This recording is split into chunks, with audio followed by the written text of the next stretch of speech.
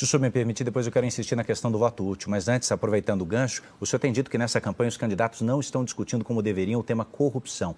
Vamos falar sobre ele então, porque acho que muita gente sabe que o senhor foi aliado do Lula, foi ministro do Lula e hoje mantém uma senhora de uma distância do candidato e do PT. Acabou de chamar, inclusive, nessas eleições, ele e integrantes do partido de nazista.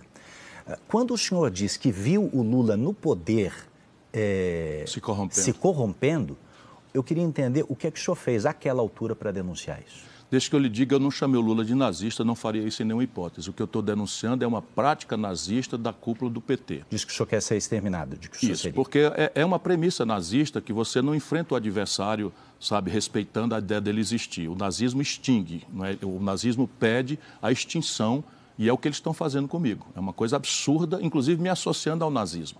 Então, eu, em defesa própria, estou dizendo que esta é uma prática nazista, porque eu não pretendo exterminar ninguém, não pretendo calar a voz de ninguém, eles estão querendo calar a minha voz.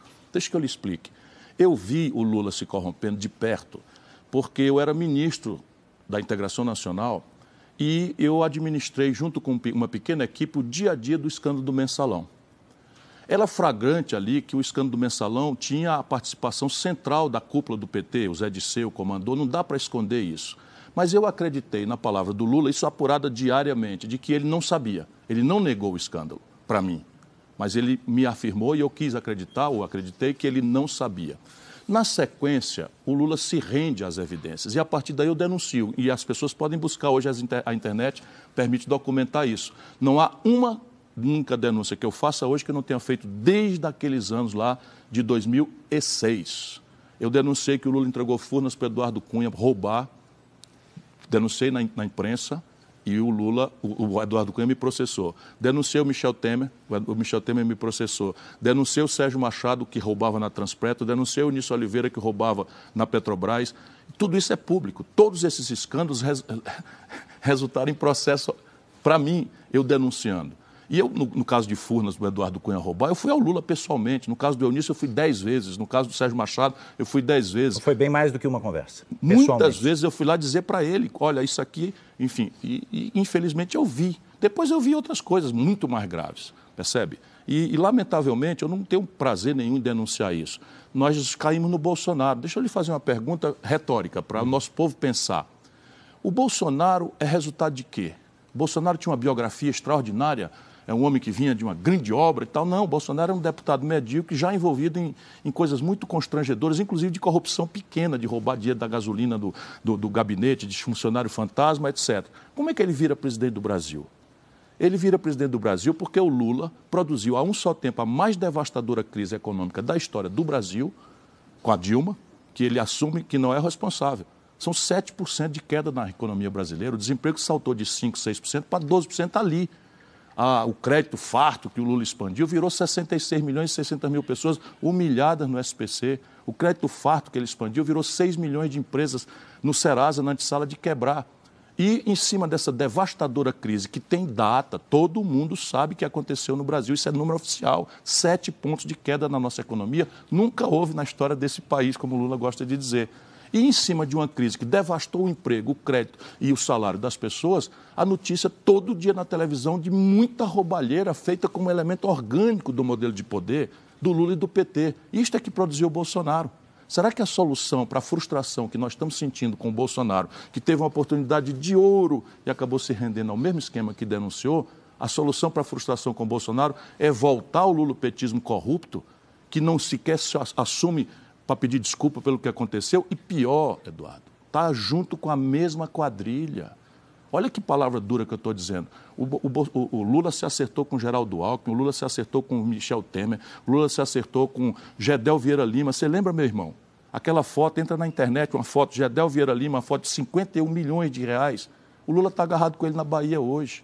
Está agarrado com o Eunício Oliveira, 1 bilhão de reais de contrato sem licitação da Manchester. Ou seja, não aprendeu nada, está se juntando com a mesma quadrilha que levou ele para a cadeia.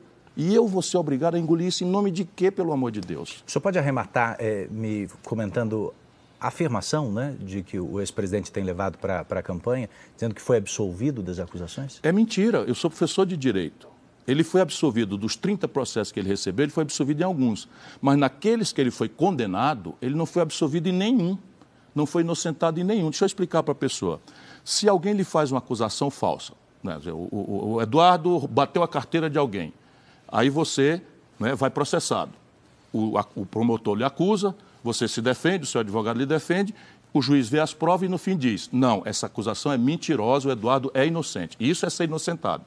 Não aconteceu com o Lula em nenhuma hipótese, ele está mentindo para o povo brasileiro, infelizmente. O que aconteceu? 5 anos depois, veja como o nosso judiciário é engraçadinho, para ficar aqui numa palavra minimamente respeitosa, mas é constrangedor. 5 anos depois, o Supremo Tribunal Federal entende que o juiz que devia julgar o Lula não era o Sérgio Moro lá em Curitiba, mas sim o juiz de Brasília.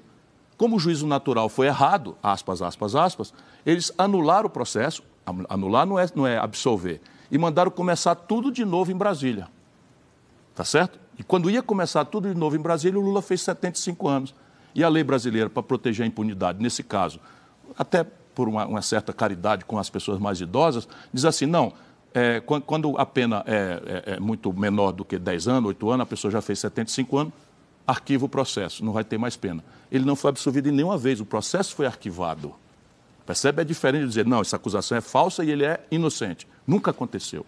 O processo foi arquivado porque o Lula fez 75 anos depois de transferir o processo da vara de Curitiba para a vara do Distrito Federal. Candidato, olhando para as Agora, críticas... veja, nós na política, não temos muita preocupação com essa formalidade jurídica. A questão é 16 bilhões de reais, bi com B de bola, de um povo que está com 33 milhões de pessoas passando fome, 125 milhões de irmãos nossos não fizeram as 3 refeições hoje, 16 bilhões de reais foram devolvidos para os cofres do governo.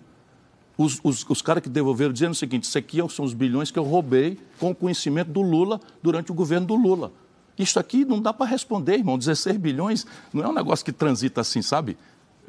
E isso aconteceu, lamentavelmente, não tenho nenhum prazer de dizer isso, apenas aí estamos nós agora, não é, tendo que escolher entre o coisa ruim e o coisa pior, porque o sistema, comprando os dois, nos obriga a manter exatamente o mesmo modelo econômico e o mesmo modelo de governança política.